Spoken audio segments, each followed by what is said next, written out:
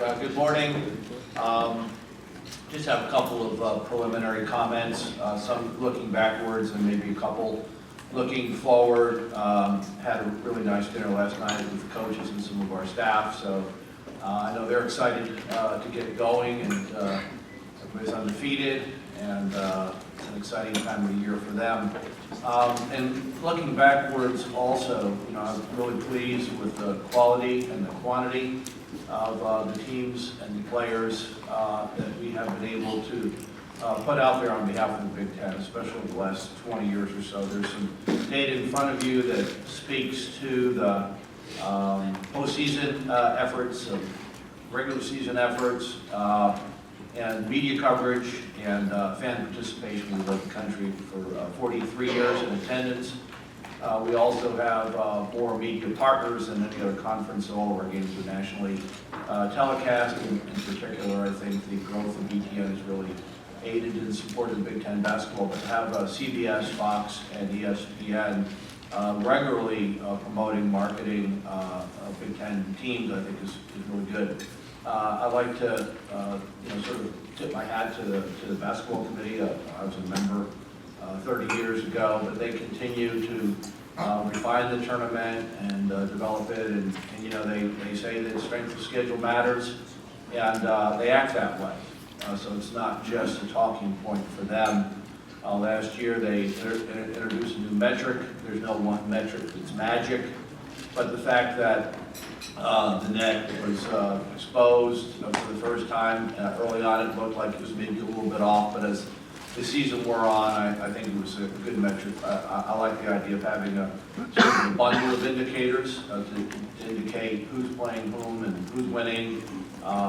Ultimately, it's up to the members of the committee, but last year, I think 13 of our 14 schools were in the top 100 of the net, another 7 or 8 in the top 60. So going out and playing an ACC challenge, gathered games and big events, and also moving to 20 games, in a year where we won 80% of our non-conference games, really reflected well on us. I think it's measurable success, and resulted in 8 teams advancing to the tournament, quite honestly, with a couple of breaks. We could have had a 9th or 10th team.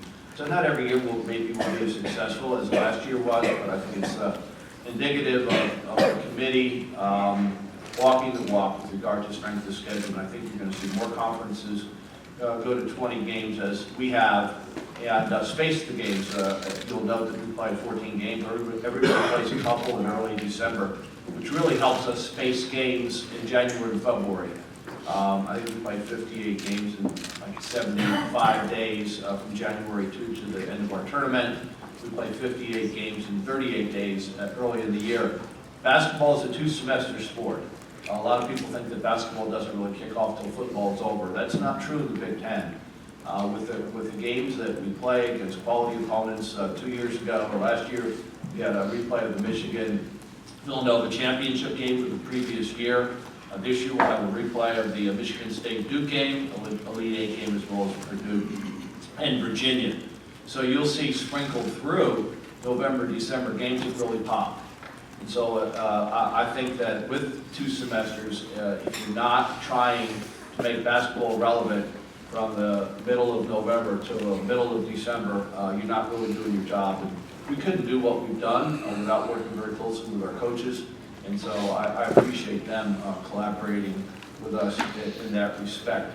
So let me stop there. That's looking back a little bit, looking forward a little bit. We've got a lot of returning players. I think we have 17 players who are first, second, third team, or honorable mention Big Tens. We've got a lot of good young players coming into the conference. So with the the media partners that we have, and the venues that we have, and the loyal fans that we have, I think we're really well positioned. Last point, 3 years ago, a little bit more than 3 years ago, I think it was the 3rd week of September, the FBI announced a variety of arrests and charges.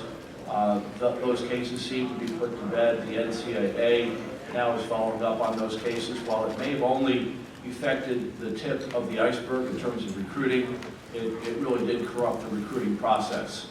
And so I'd like to give a nod to our coaches and programs for the fewest mentions in sort of the FBI rap sheet.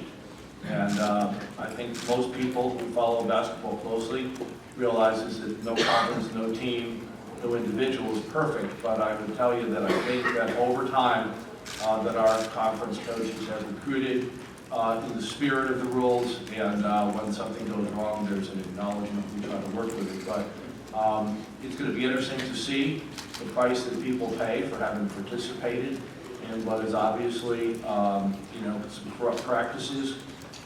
Corporate entities who work closely with our institutions clearly were engaged in a pattern of affecting recruiting outcomes. So I don't know exactly how the NCAA will handle this at the end of the day, but while it may have only touched 1% of the players, it really did, I think, affect and impact what ought to be a choice process for our students to go where they want to go to school, play where they want to play, and sort of let the chips fall where they may. So that was an unfortunate, but not a shocking revelation, and it's taken 3 years and probably be another year or two before it gets finally worked out. But I appreciate our coaches and the efforts they've made to operate within the spirit of the rules. So with that, let me just stop at this point and see what questions you may have. Thank you, Commissioner Delany. At this time, we'll open the floor for questions, and please stand, identify yourself, and speak directly into the microphone for BTA. Mike Metcalf, ESPN. Jim, obviously a lot of people are talking about the California bill, Yep. where players will be allowed to capitalize off their images and likenesses. Where do you stand on that? Yeah, I'm a huge basketball fan, and as such, I appreciate the games that are played in the playground. I appreciate the games that are played in high school. I love the college game. I watch the NBA in the spring, and I watch the Olympics every 4 years. And I think each of those has an appropriate place. Certainly the high schools and the colleges are education-based systems. I think that there's going to be a period of time between now and the time that bill goes into effect, and I'm sure there'll be lots of NCAA conversations, maybe some congressional conversations, maybe some litigation. But my view is that there may be some players who are ready for the professional ranks, but that's not the college ranks. And I would like to see players who are ready for the professional ranks to be able to access the professional game, either through the D-League or, I'd like to see the owners and the unions open up opportunities for young people as you have in baseball.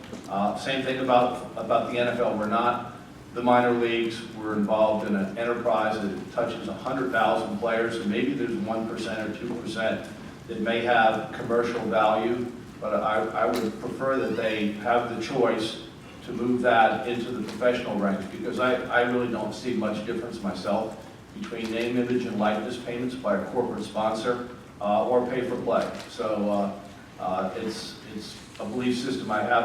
I know that people differ on it.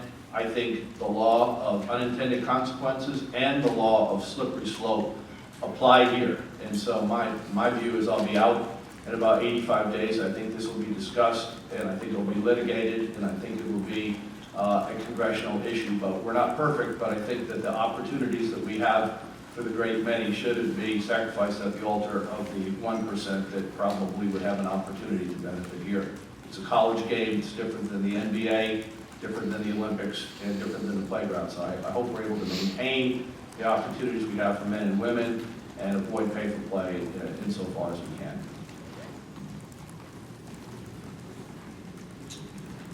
Yeah. Mike DeCourcy, Sporting News and the Big Ten Network. Hi, Jim.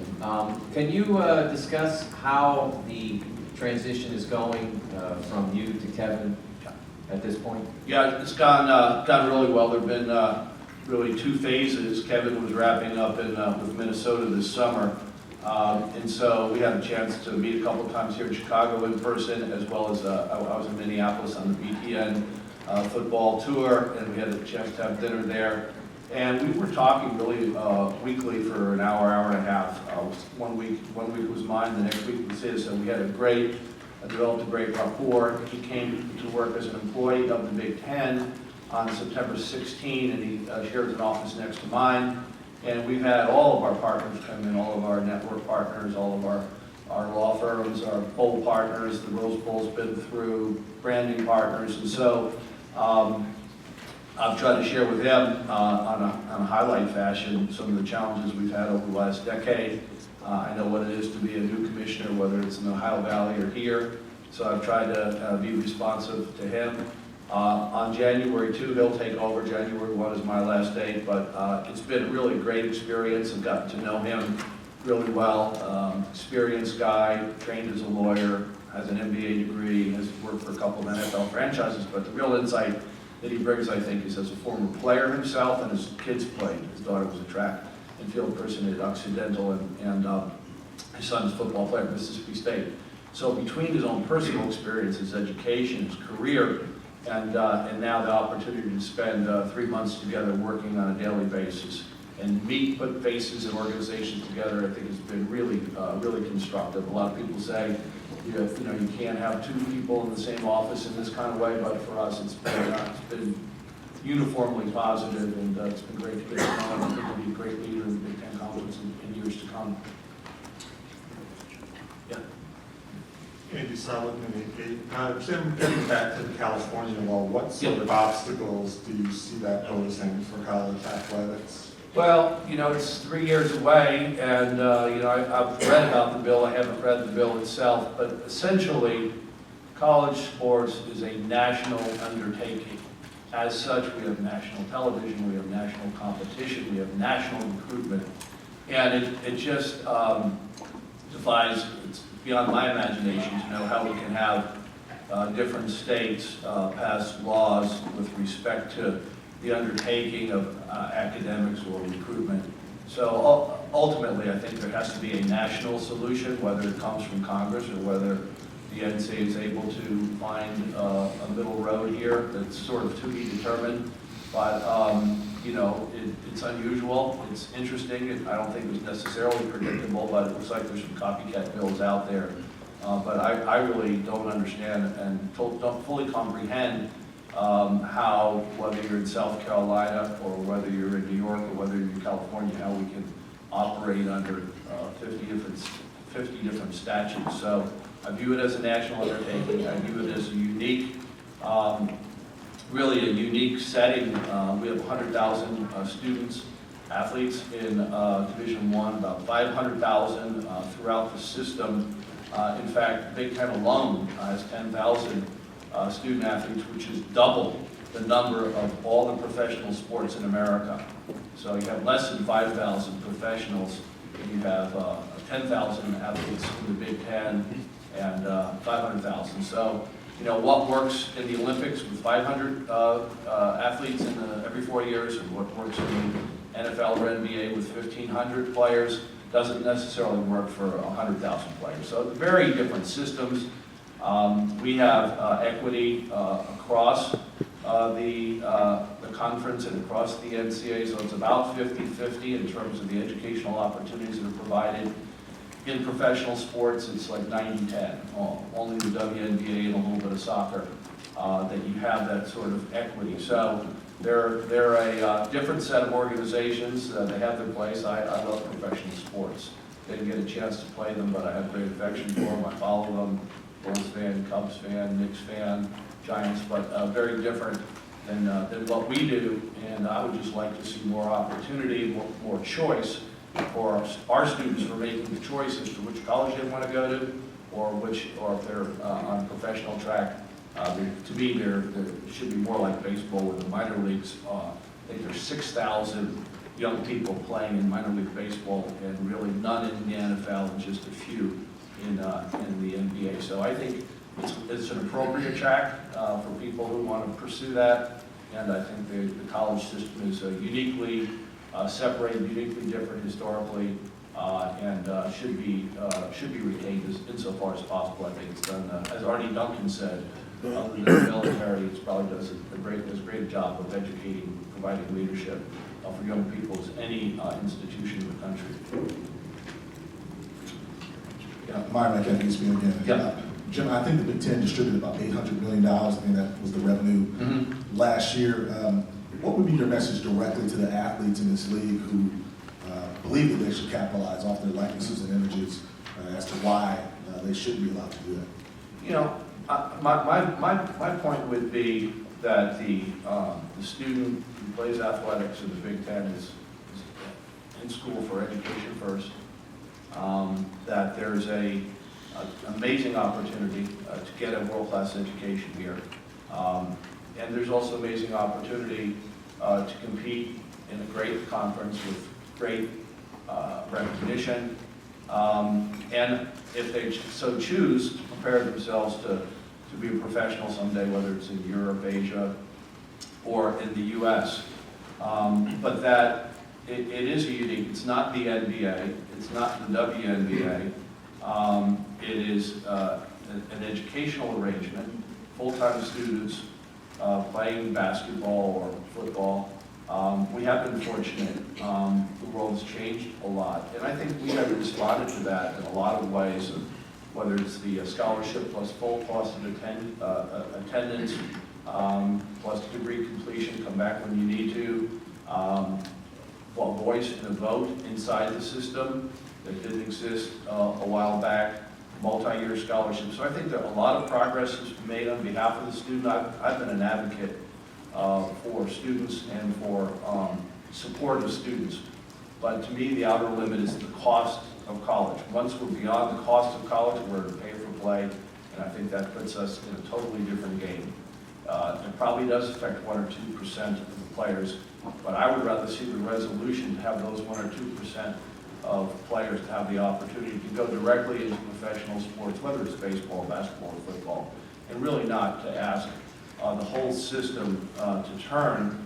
I think there is a law of unintended consequences. I do think it would undermine the fairness in the recruitment. And while I understand their point of view, I have a different point of view. And I don't know that I can convince them of the rightness of my position. I respect theirs. There are cases in litigation. There's action in state legislatures. Ultimately, there may be a federal solution. But my view is you can differ with somebody and still have tremendous respect for them. I certainly do for our students, and glad we have them, and glad they can take the opportunity of a world-class education while playing at a very high level in the college game. Thank you, Commissioner Delany. Thank you.